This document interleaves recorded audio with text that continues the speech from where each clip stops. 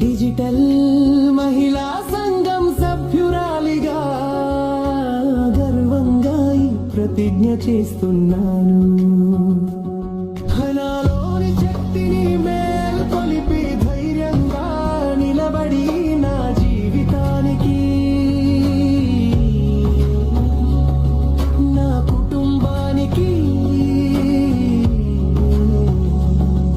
నా సమాజానికి మార్పు తీసుకురావడానికి